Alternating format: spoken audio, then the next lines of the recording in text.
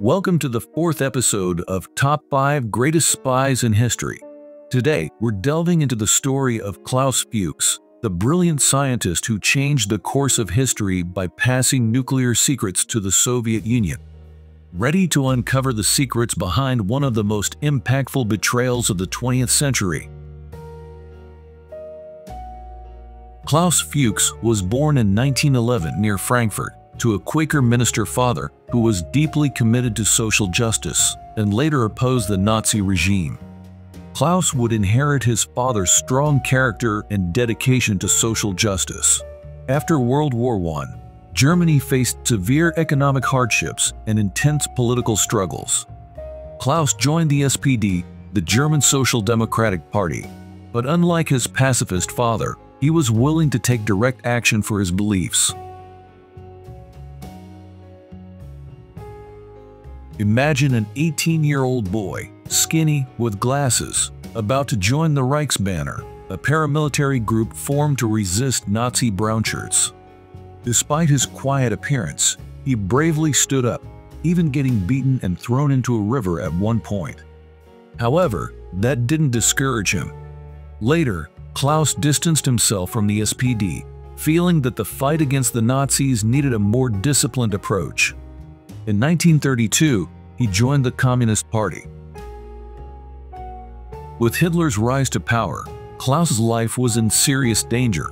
He went into hiding for 6 months in the apartment of a fellow party member, before eventually fleeing, first to Paris and then to England in September, at just 20 years old.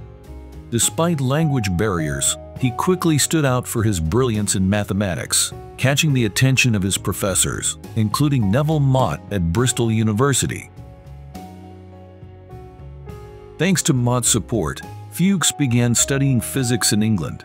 Despite the language barrier, he excelled and impressed his professors. He even got involved in helping refugees from the Spanish Civil War, showing his commitment to social causes. During this period, Fuchs also made his first covert contacts with Russian intelligence, driven by his desire to counterbalance global powers. In 1939, Nazi Germany and the Soviet Union signed a non-aggression pact, and shortly after, World War II erupted. Fuchs, who had not yet gained British citizenship, was suddenly considered an enemy alien. He was sent to an internment camp on the Isle of Man, though he wasn't there long. His mentor, Max Born, helped secure his release, arguing that Fuchs was loyal to leftist ideals but posed no threat to Britain. Fuchs resumed his studies in Scotland and, by 1941, was invited to join the British Atomic Research Project. At the time, British scientists understood the potential of nuclear fission, but believed creating a practical atomic bomb would be nearly impossible due to the vast amount of uranium needed.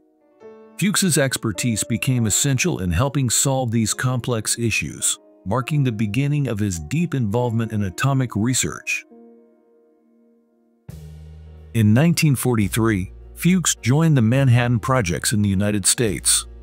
Despite being a known communist, he was allowed into this high-security projects due to the urgent wartime need for scientific expertise.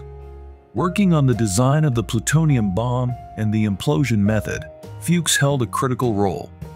Secretly, however, he began passing detailed nuclear information to Soviet contacts, driven by his belief that no single nation should monopolize such destructive power.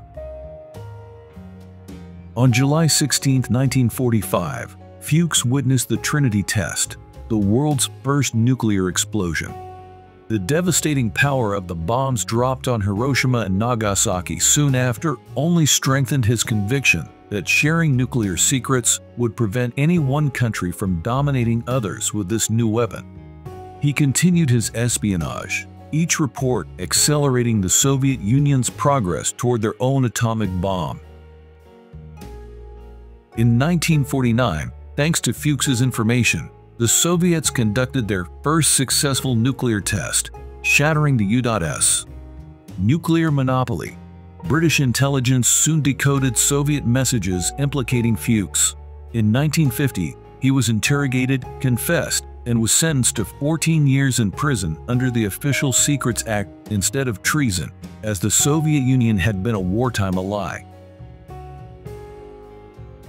Fuchs served only 9 years of his sentence before being released. He relocated to East Germany, where he continued his scientific work and contributed to research until his death in 1988.